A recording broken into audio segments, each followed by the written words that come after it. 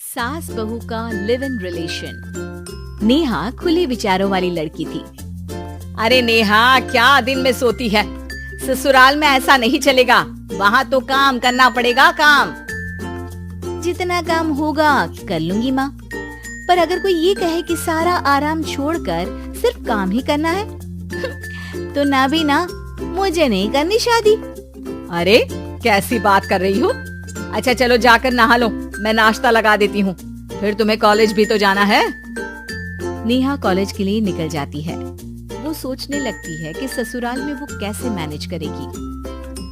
क्या हुआ नेहा, परेशान लग रही हो? अरे यार, तू तो मुझे जानती है ना, मुझे अपनी लाइफ बिल्कुल परफेक्ट चाहिए, लेकिन लग नहीं रहा लोग मानेंगे। यार कहीं मेरी शादी ऐसे घर ना हो जाए जहाँ मेरी जिंदगी ही नरक हो जाए। अरे मैंने ना कल एक इंग्लिश फिल्म देखी थी, उसमें भी कुछ ऐसी ही समस्या थी हीरोइन की। अच्छा, तो फिर क्या किया उसने? उसने तो अपने होने वाले पति से साफ साफ कह दिया कि वो पहले उसके घर कुछ दिन तक बिना शादी के रह कर देखेगी, और अगर ठीक लगा तो ठीक, वरना तेरे मेरे रास्ते अलग। अरे हाँ यार, ये तो बिल्कुल सही आइडिया दे रही है तू मुझे। चल मैं तो चली, थैंक्स यार, तूने मेरी प्रॉब्लम सॉल्व कर दी। ये बोलकर नेहा खुशी खुशी वहाँ से निकल जाती है, लेकिन पीछे से उसकी सहेली कहती है, अरे नेहा, नहीं नहीं, कुछ नहीं सुनना मुझे। ये बोलकर वो वहाँ से चली जाती है। हे भगवान, पूरी बात सुने बिना ही चली गई। अरे वो तो विदेशी फिल्म थी, वहाँ सब चलता है, लेकिन ये तो भारत है, सभ्यता और संस्कारों वाला देश, जहाँ शादी से पहले लड़की को ससुराल में नहीं रखा जाता। खैर, नेहा मस्त होकर घर आती है। नेहा, कल तुझे लड़के वाले देखने आने वाले हैं, और हाँ, इस बार कोई बहाना नहीं चलेगा। हाँ हाँ, आने दो आने दो, मैं तैयार हूँ शादी के लिए। अगले दिन लड़के वाले आते हैं, जहाँ लड़का कहता है, मुझे अकेले में लड़की से कुछ पूछना है। हाँ हाँ, क्यों नहीं बेटा, जाओ नेहा, घर तो दिखा दो इन्हें। नेहा भी खुश हो जाती है कि उसे मौका मिल गया है लड़के से अपनी शर्त रखने का।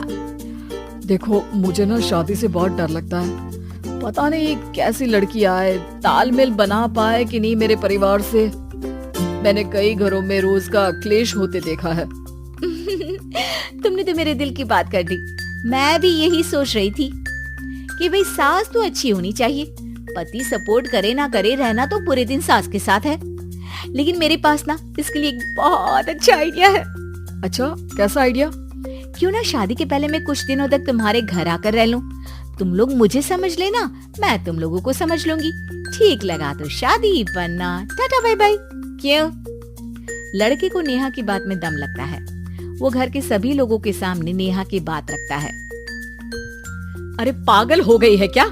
ये कैसी शर्त है? अरे शादी से पहले मैं क्यों तुझे किसी और के घर भेजूंगी रहने? अरे लड़की के ख्याल तो 20 साल आगे के हैं, इतनी भी खुले विचारों वाली लड़की नहीं चाहिए हमें। अरे माँ, क्या बुरा और गलत बोल रही है ये?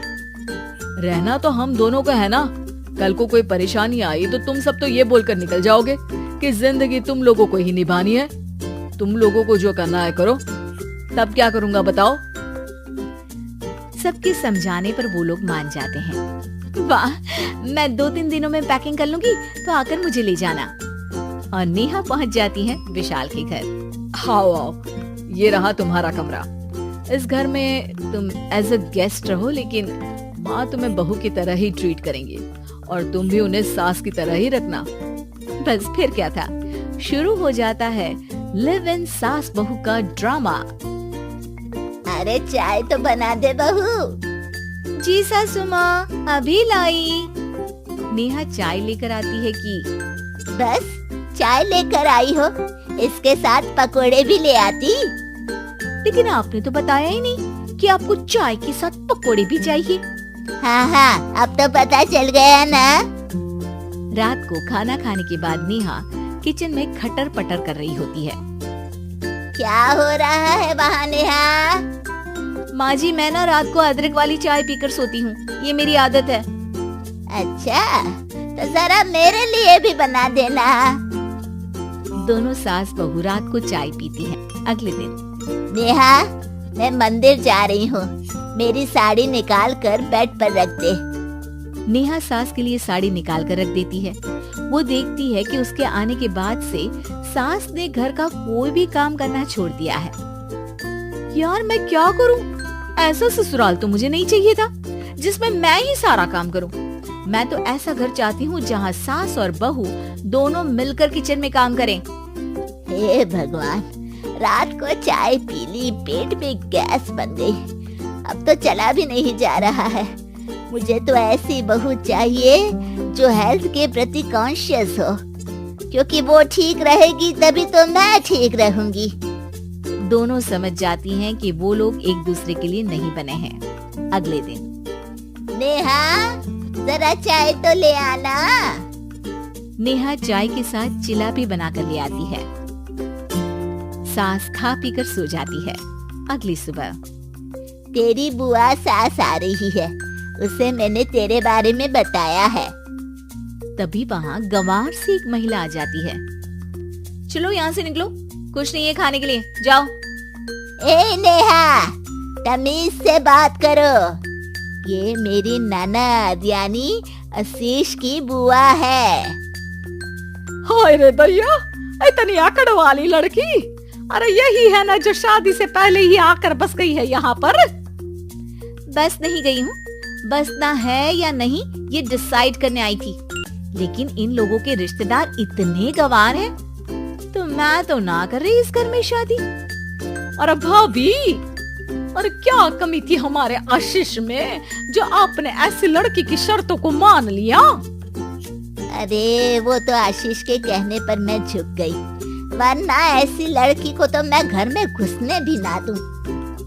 ए हेलो, ऐसी लड़की कैसी लड़की? हाँ, बिना समझे बुझे शादी कर लूं? अब तो समझ गई ना कि हम लोग गांव के हैं।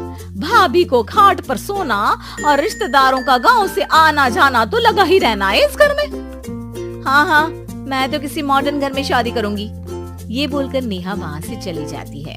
अपने घर में आकर नेहा कहती है, ना माँ ना, लिव इन में रहकर देख लिया, ये गांव के लोगों का कोई भरोसा नहीं है। खैर, नेहा की शादी एक मॉडर्न घर में हो जाती है, जहाँ सास कहती है, हे नेहा, मैं टेनिस खेलने जा रही हूँ, आओ तो जूस बनाकर रखना, और हाँ, वॉलनट्स और ओट्स भी बना लेना। जी माँ। माँ मॉम बोलो डार्लिंग, माँ इज ओल्ड फैशन। बेचारी नेहा सर पर हाथ रख लेती है।